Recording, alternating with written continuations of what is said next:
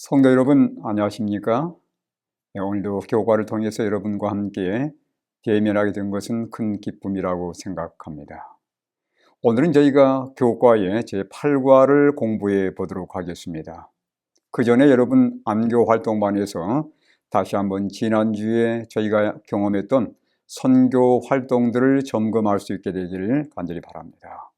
함께해요와 시작해요. 여러분 꼭 잊지 말고 여러분의 안교 활동반에서 함께 경험을 나누면서 보다 더 발전된 선교의 방식들을 나눌 수 있게 되기를 간절히 바랍니다.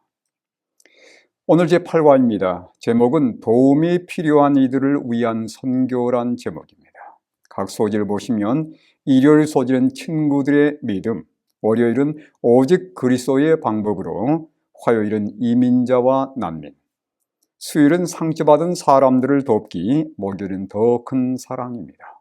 이러한 내용들 가지고 저희가 이 한 주 동안 하나님 말씀을 함께 공부해 보도록 하겠습니다. 먼저 제8과의 기억절을 살펴보도록 하겠습니다. 마태복음 25장 40절의 말씀인데 제가 읽어드리겠습니다. 임금이 대답하여 이르시되 내가 진실로 너에게 이르노니 너희가 여기 내 형제 중에 지극히 작은 자 하나에게 한 것이 곧 내게 한 것이니라. 여러분, 예수님께서 뭐라고 말씀하시냐면 내 형제 중에 지극히 작은 자 하나에게 한 것이 곧 내게 한 것이다, 그렇게 말씀하고 계십니다. 즉 다른 교인들이나 주변 사람들을 어떻게 대하는가 하는 것은 하나님을 어떻게 대하는가 하는 문제와 직결되어 있다는 말씀입니다.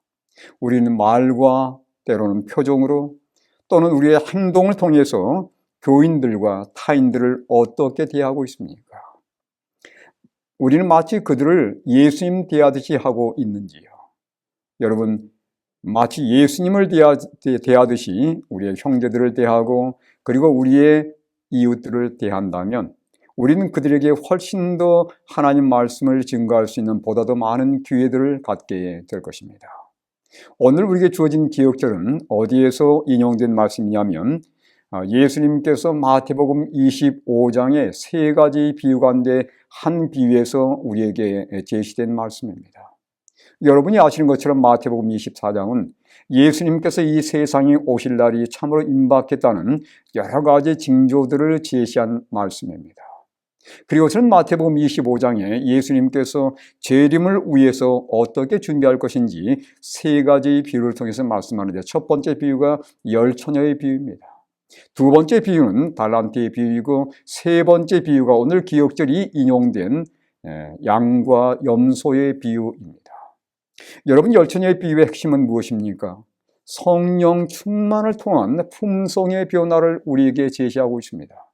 두 번째 달란트의 비유는 내게 주어진 달란트, 시간과 힘과 재물과 재능을 하나님의 사업에 투자해야 될 필요성을 우리에게 강조해 주면서 예수님의 재림을 기다리는 자들은 한가하게 재림을 기다릴 것이 아니라 그들에게 주어진 모든 역량을 활용해서 하나님의 나라를 확장시키는 일에 그들이 최선을 다하면서 준비할 것을 말씀하는 내용입니다.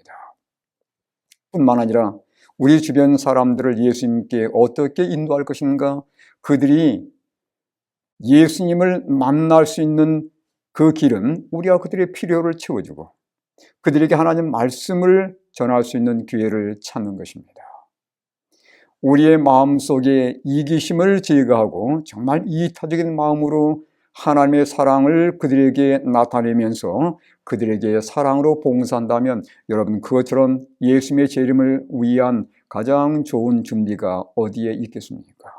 오늘 기억절의 말씀과 여러분 마태복음 25장의 말씀을 잘 연결해서 우리가 이 마지막 하나님의 백성으로서 어떻게 이웃 사람들의 필요를 채울 것인지를 다시 한번 연구하고 함께 경험해보는 우리 믿음의 성도들이 되시길 간절히 바랍니다.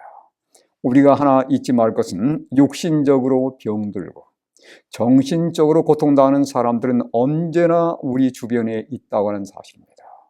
여러분, 우리가 그들을 찾으면서 그들에게 생명의 복음을 증가하기 위해서 먼저 사랑으로 접근하고 사랑으로 봉사하는 그러한 성도들이 될 수 있기를 바랍니다. 일요일 소지입니다. 친구들의 믿음입니다. 여러분, 여기 한 중풍병자가 소개되어 있습니다. 그가 얼마 동안 중풍병을 앓았는지 나와 있지 않습니다. 그런데 놀라운 것은 그에게 친구들이 있었어요. 그에게는 정말 그를 위하고 그를 안타까워하는 친구들이 있었다는 사실입니다. 누가복음 5장 18절에 보면 한 중풍병자를 사람들이 침상에 메고 와서 예수 앞에 들여놓고자 하였으나 라고 말씀하고 있어요. 여러분이 중풍병자에 대한 얘기는 마가복음에 보시면 좀 더 자세하게 소개되어 있습니다. 누가복음 5장 18절의 말씀과 마가복음 2장 3절의 말씀을 비교해 보겠습니다. 마가복음 2장 3절에는 이 중풍병자의 친구 4사람을 소개하고 있습니다. 4사람이 들것에 이 중풍병자를 태우고 예수님 앞에 데려오는 장면입니다. 여러분, 이 친구들은 이 중풍병자를 예수님께 데려오는 역할을 했을 뿐만 아니라 예수님에 관한 소식도 전달해 준 그런 사랑스러운 친구들이었습니다. 여기 시대소망 267쪽에 보면 이렇게 말씀하고 있습니다.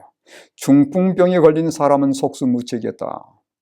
자기처럼 죄가 많고 무력한 사람들이 고침을 받았고 심지어 문둥병자들이 깨끗게 함을 받았다는 말을 들었다. 야, 여러분, 문둥병자도, 다시 말하면 나병 환자도 고침을 받았다는 이 말씀을 전해 듣고서 이 중풍병자의 마음속에 희망이 솟구쳐 오른 것입니다. 근데 친구들은 이 예수님에 대한 소식만 전해주는 게 아니에요. 너도 예수님께 운반되기만 한다면 얼마든지 치료받을 수 있는 기회가 있다는 사실을 주면서 함께 용기를 나눈 겁니다. 그리고 실제로 그렇게 한 거예요. 여기 계속 읽어보겠습니다. 그리고 이 일들을 전달한 친구들은 그도 예수께 운반돼 갈 수 있다면 나을 수 있을 것이라고 믿도록 격려하였다. 그래서 이 친구들은 이 병을 앓고 있는 이 친구를 데리고서 예수님께 나아갔습니다. 그런데 여러분, 결코 예수님을 만나는 이것은 순조롭지는 않았습니다. 누구 때문이었습니까? 누가복음 5장 19절에 보면 장애물이 있었어요. 무리 때문에 메고 들어갈 길을 얻지 못한지라 라고 말씀하고 있고, 마가복음 2장 4절도 무리들 때문에 예수께 데려갈 수 없었다라고 말씀하고 있습니다. 여러분, 종종 예수님 주변에 모인 사람들이 예수님께로 가는 길을 막는 경우들이 있다는 것입니다. 나는 중풍병자를 예수님께 데려오는 친구입니까? 아니면 누군가 예수님께 나오는 것을 막고 있는 사람입니까? 여러분, 결코 후자의 사람이 되지 않기를 바랍니다. 정말 우리 주변에 도움이 필요한 사람들을 예수님께 인도하는 그런 친구 역할을 우리 성도들이 할 수 있게 되기를 간절히 바랍니다. 자, 장애물 때문에 얼마든지 포기할 수 있잖아요. 그런데 이 중풍 환자는 결코 포기하지 않았습니다. 사람들이 운집해 있어서 예수님께 접근할 수 있는 길이 없었지만 그는 포기하지 않고 길을 찾다가 전에 전혀 생각해 보지 못했던 새로운 방식을 제시하게 되었습니다. 그게 바로 뭐였습니까? 지붕을 뚫고서 자신을 예수님 발 앞에 내려놓아 달라는 그런 당부였습니다. 이 아이디어는 하나님께서 중풍병자에게 주신 거예요. 그는 누워있으면서 아마 지붕을 볼 수 있었던 모양입니다. 하나님이 주신 영감이라고 볼 수 있겠지요. 그래서 친구들은 이 누워있는 친구의 부탁을 받고서 지붕을 뚫고서 예수님 발 앞에 친구를 내려놓았고, 결국은 하나님의 놀라운 도움, 예수님의 놀라운 도우심으로 이 친구는 도움을 얻게 되었습니다. 일요일서지 요지는 뭐냐면 도움이 필요한 자들의 친구가 되라는 것이에요. 그래서 그들의 친구가 되어서 예수님께 그 친구를 데려오라고 하는 것이 일요일 소지의 요지가 되겠습니다. 월요일 소지입니다. 오직 그리스도의 방법으로 라고 말씀하고 있습니다. 여러분, 그리스도의 방법은 어떤 방법이었습니까? 여러분, 치료봉사 144쪽의 말씀은 우리 재림교인들에게는 상당히 익숙한 말씀입니다. 읽어드리겠습니다. 오직 그리스도의 방법을 사용함으로써만 사람들을 접촉할 때 참 성공을 거둘 것이다. 정말 희망의 말씀입니다. 우리가 예수님의 방법을 사용하게 되면 얼마든지 성공이 보장되어 있다는 말씀이에요. 구주께서는 사람들이 의익을 소원하는 분으로서 그들과 섞이셨다. 그분께서는 그들에 대한 당신의 동정심을 보여주시고 그들의 필요를 따라 봉사하시고 그들의 신임을 얻으셨다. 그 후에 그분께서는 나를 따라오라고 그들에게 명령하셨다.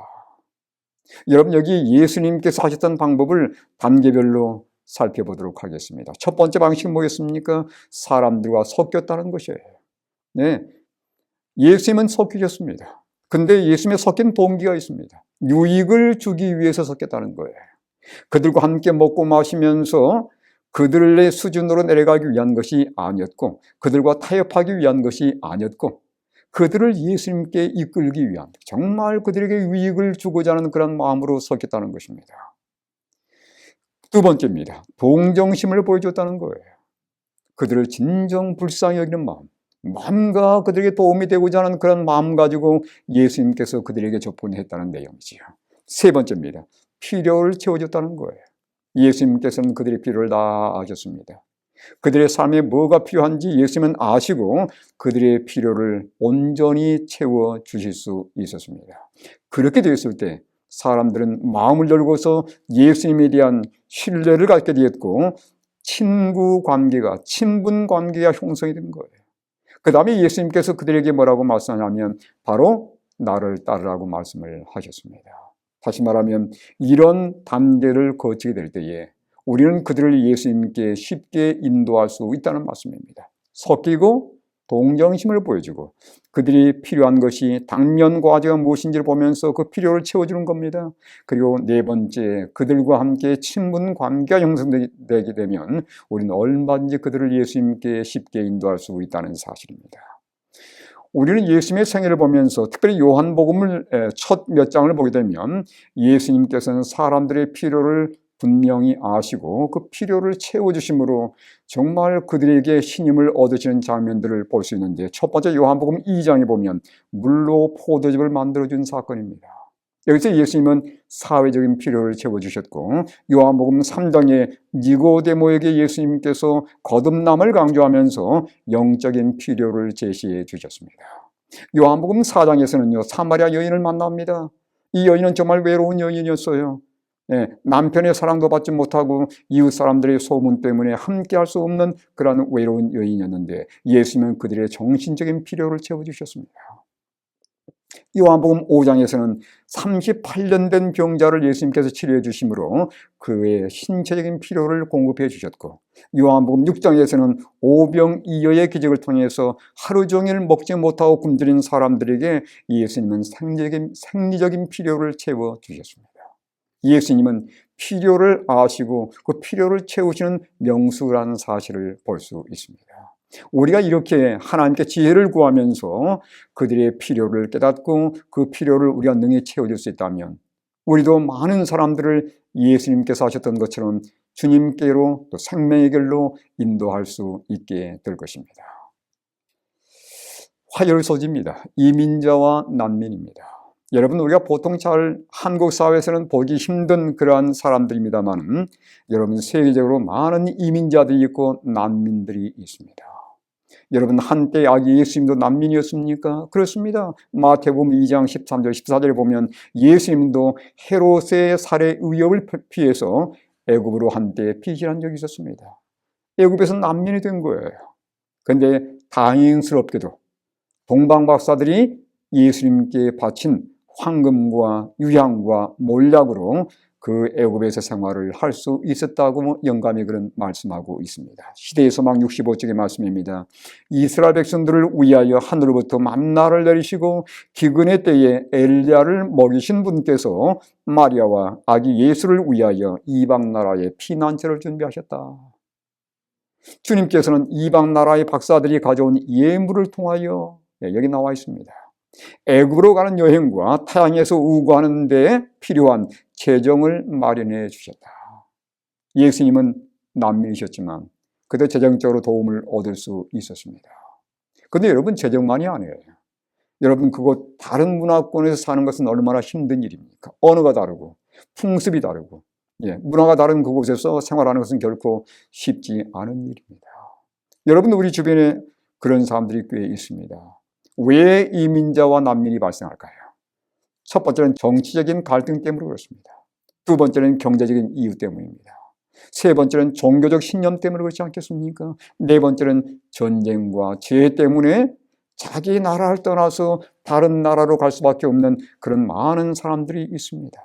지금도 이러한 이유 때문에 수많은 사람들이 그들의 고향을 떠나서 다른 곳으로 이동을 하고 있고, 어쩔 수 없이 그 나라를 떠나야 되는 그런 환경과 있는 사람들이 너무너무 많습니다. 근데 여러분, 이런 사람들뿐만 아니에요. 여러분, 우리 주변에 흔히 볼 수 있는 결혼 이민자들도 있습니다. 외국인 노동자들도 있습니다. 외국 유학생들도 있습니다. 그들은 다른 문화, 다른 종교, 다른 언어 때문에 많은 어려움을 겪고 있는 사람들입니다. 교회가 이들을 위해서 무엇을 할 수 있을까요?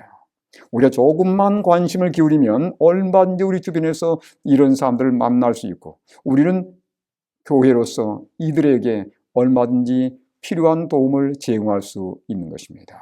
그 도움을 수 있는 길을 여러분 찾아볼 수 있게 되기를 간절히 바랍니다.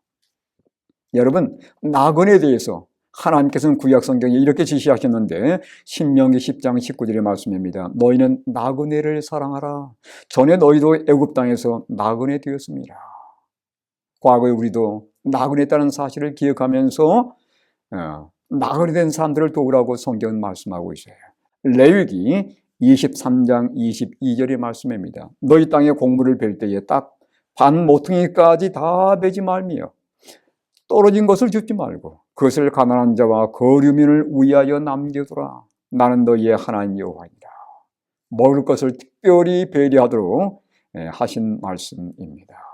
하나님은 이민자와 난민, 그리고 이렇게 나그네처럼 생활할 수밖에 없는 사람들, 고아와 과부들을 비롯해서 이런 사람들의 친구가 되세요.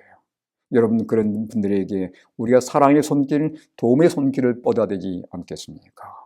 그렇게 될 때 우리가 그들에게도 하나님의 복음을 증거할 수 있는 그러한 길이 분명히 열리게 될 것입니다. 수혈소지입니다. 상처받은 사람들을 돕기입니다. 여러분, 세상에는 이제 현대 문명이 발전하면서 다양한 방면에서 정신적으로 파산을 겪고 있는 수많은 사람들이 있습니다. 스트레스로 인해서 얼마나 많은 사람들이 정신적으로 고통을 당하고 있습니까? 여러분, 학생들은 아닙니까? 학생들은 학업 때문에 어려움을 겪고 있습니다. 직장인들은 실직할까 봐 그것 때문에 불안해합니다. 어떤 사람이 이직을 하고 나서 적응이 안 돼가지고 어려움을 겪는 사람들도 있습니다. 관계가 소원해져서 가정에서, 때로는 직장에서 관계 문제 때문에 어려움도 겪고 있는 많은 사람들도 있습니다. 또는 건강에 대한 불안 때문에 또 어려움을 겪고 있는 분들이 있습니다. 여러분, 현대인들의 가장 큰 관심은 첫 번째는 건강이지만 두 번째는 관계 문제라고 합니다. 부부관계가 소통되지 않는 거예요. 부모님과 자녀가 소통이 안 되는 겁니다. 뿐만 아니라 직장에서 상사와 부하 직원 간의 이 대화가 잘 이루어지질 않기 때문에 관계가 깨어져서 정신적으로 어려움을 겪는 수많은 사람들이 있다는 겁니다. 그들에게도 우리는 도움을 제공할 수 있는 길이 분명히 있습니다. 여러분, 예수님께서 나사렛에서 첫 번째 안식일을 보내실 때 어떤 말씀을 사람들에게 제시했습니까? 그분의 사명을 선포하셨는데 누가복음 4장 18절의 말씀이었습니다. 주의 성령이 내게 임하셨으니 이는 가난한 자에게 복음을 전하게 하시려고 내게 기름을 부으시고 나를 보내사 마음이 상한 자를 고치고 포로된 자에게 자유를, 눈먼 자에게 다시 보게 함을 전파하며 눌린 자를 자유롭게 하고 라고 말씀하고 있어요. 여기 마음이 상한 자를 고치고라는 말은 우리가 보는 개혁성경, 개정개혁에는 나와 있지 않지만 여러분, 킹 제임스 버전, 제임스 왕역에 보면 마음이 상한 자를 고치고라는 표현이 포함이 되어 있습니다. 예수님은 상심한 자들의 마음을 고치시는 그런 분이세요. 그들에게 접근하셔서 그들에게 위로와 희망을 전달하신 분이 바로 예수님이셨습니다. 모름지기 그리스도인들도 그러한 사람들에게 도움을 제공하는 사람들이 되어야 한다는 사실이죠. 여러분, 예수님의 선교의 방식에 대해서 누가복음 19장 19절은 이렇게 말씀하고 있습니다. 누가복음 19장 10절에 예수님의 방식이 소개되어 있는데, 인자가 온 것은 잃어버린 자를 찾아 구원하려 함이니라. 무슨 내용입니까? 예수님께서 먼저 찾아가셨어요. 그들이 상심한 자이든 그들이 어떤 도움이 필요한 자들이든지 예수님께서 먼저 선제적인 방문을 먼저 하셨습니다. 그들을 찾으셨어요. 예수님은 찾아다니셨습니다. 그 다음에 그들을 구원하겠다고 구원의 길로 인도하셨어요. 여러분, 이 가운데 제가 하나 좀 포함시키고 싶은 것은 섬기며라는 단어입니다. 예수님은 찾아내실 뿐만 아니라 그들의 필요를 채워주셨어요. 섬기는 모습입니다. 그 다음에 그들의 마음문을 여시고 그들에게 구원을 선포해 주셨습니다. Seek, serve, save. 이게 바로 예수님의 구원의 방식이었습니다. 저는 우리 교회들이 이렇게 되길 바랍니다. 찾고 그들에게 필요한 것들을 봉사해주고 마음문을 열어서 예수님을 소개한다면 우리가 많은 사람들을 예수님께 인도할 수 있지 않겠습니까? 섬긴다는 것은 신체적, 정신적, 영적 필요를 제공해 주는 것을 의미하는데 예수님께서 그러하셨습니다. 우리도 그 길을 따를 수 있게 되기를 간절히 바랍니다. 목요일 소지입니다. 제목은 더 큰 사랑이에요. 요한복음 15장 13절의 말씀이 인용되어 있습니다. 사람이 친구를 위하여 자기 목숨을 버리면 이보다 더 큰 사랑이 없나니. 여러분, 이 말씀은 누구에 대한 표현 같습니까? 이 친구를 위해서 자기 목숨을 버린 이분은 바로 예수 그리스도이세요. 예수님은 죄인들의 친구였고 그 친구들을 위해서 목숨을 버리셨습니다. 예수님께서 우리에게 삶의 모본을 남기지 않으셨습니까? 여러분, 우리에게 친구가 있는지요? 내게 친구가 있습니까? 그 친구를 위해서 나는 할 수 있는 것이 뭐가 있을까요? 우리는 그들에게 접근해서 정말 그들의 필요를 채워주고 그들에게 예수님을 소개해 본 적이 있는지요? 예. 우리가 모름지기 그러한 친구의 역할을 할 수 있게 되기를 간절히 바랍니다. 여러분, 이런 말이 있지 않습니까? 친구 따라 강남을 간다. 근데 여러분, 강남만 가는 게 아니에요. 친구 따라 어디까지 가는 것입니까? 하늘까지 가게 되는 것입니다. 우리 주변의 친구들을 정말 하늘까지 이끄는, 그들이 필요를 채워줌으로써 하늘까지 이끄는 우리 믿음의 가족들이 될 수 있게 되기를 간절히 바랍니다. 자, 친구와 연관해서 제가 친교 전도는 얼마나 위력이 있는지 그걸 잠깐 좀 소개해 드리기 원합니다. 여러분, 기존의 방식은 우리가 이런 패턴으로 전도를 했었습니다. 먼저 사실을 알려드리는 거예요. 팩트, 진리가 무엇인지, 교리가 무엇인지를 먼저 알려준 다음에 그 다음에 그들이 확인한 다음에 믿음을 갖게 되고 그 다음에 교회 공동체 안에 들어와서 교제를 나눌 수 있었습니다. 요즘은 반대입니다. 현대의 방식은 그 방식으로는 잘 안 된다는 거예요. 여러분, 아까 제가 말씀드렸죠. 친구 따라 강남 간다고 말씀하지 않았습니까? 친구 따라 하늘에 가는 것입니다. 다시 말하면 내가 친구와 좋은 교제를 나누고 친구를 초대하는 거예요. 그러면 그 친구와 함께 믿음을 갖게 되면서 나중에 교회에 나와서 시간이 지난 다음에 성경을 공부하면서 그 친구의 가르쳤던, 인도했던 그 교회가 참된 진리교회인 것을 나중에서야 발견하게 된다는 사실이죠. 여러분, 그래서 중요한 것은 친구 관계를 꾸준하게 맺는 것입니다.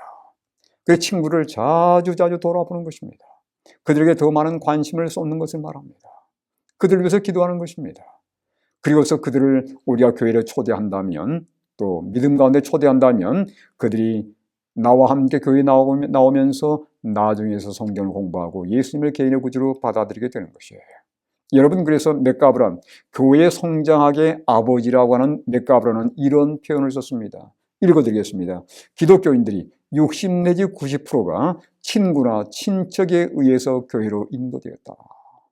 여러분, 친분을 쌓음으로써 인도하는 친구 전도, 친교 전도는 얼마나 위력이 있는지를 표현한 장면입니다. 우리 교회의 성장학자였던 고트프리드 오스타발 박사는 이렇게 얘기합니다. 재림교회에 가담한 교인들의 57%가 친구나 친척, 이웃 등의 관계를 통해 교인이 되었으며 67%가 그러한 관계를 통해 처음으로 재림교의 기별을 접하게 되었다. 여러분 따져보시면 우리 교회의 성도들을 어떻게 그들이 교회에 오게 됐는지를 한번 조사해 보시면 거의 대부분 한 60% 이상이 될 수 있습니다. 그분들이 친구관계 또는 친척을 통해서 때로는 가족의 영향력을 통해서 교회에 나오신 분들이 거의 대다수인 것을 보게 될 것입니다. 여러분 친교 전도 정말 중요합니다. 친구를 만들고 친구를 사귈 수 있게 되기를 간절히 바랍니다. 맥릴이라는 학자도 이렇게 우리 재림교회 목사님이신데 이분도 이렇게 얘기합니다. 대다수의 교인들이 가장 쉽게 전도할 수 있는 사람들은 친구나 친척이라는 사실을 발견할 때 놀라게 된다. 여러분 가장 좋은 방법은 중풍병자를 위한 친구들이 있었던 것처럼 우리가 친구가 되어주고 그들의 필요를 채워주면서 예수님께로 인도하게 된다면 우리는 보다도 많은 사람들을 주님께 이끌게 될 것입니다. 이번 주 교과의 결론입니다. 예수님의 접근 방식입니다. 신체적, 정신적, 영적, 사회적 필요를 알고서 그것들을 채워줌으로 친분 관계를 쌓고 결국 구원으로 인도하는 것이 예수님의 접근 방식이었습니다. 영생을 제공하는 방식이었습니다. 우리들이 추구해야 할 접근 방식도 동일합니다. 사람들의 필요를 먼저 파악하고 그것들을 채워줌으로 그들을 친구를 삼고 구원으로 인도할 수 있기를 바랍니다. 이것이 이번 주의 교과의 결론입니다. 이제 교과를 마치면서 이번 주 선교 활동을 제안드립니다. 여러분 교과의 117페이지를 참고하셔서 거기에 함께해요와 시작해요가 있습니다. 여러분 꼭 유념하셔서 한 주 동안 이러한 활동을 전개해 보심으로 우리가 주변 사회에 친구 역할을 하게 되고 그들의 필요를 채워주면서 그들을 어떻게 하면 진리로 이끌 수 있을지 여러분께서 그 역할을 감당하는 하나님의 그릇들이 될 수 있게 되기를 간절히 바랍니다. 이 한 주간도 하나님의 은총이 여러분과 여러분의 교회에 함께하길 바라면서 다음 주에 만나 뵙도록 하겠습니다. 감사합니다.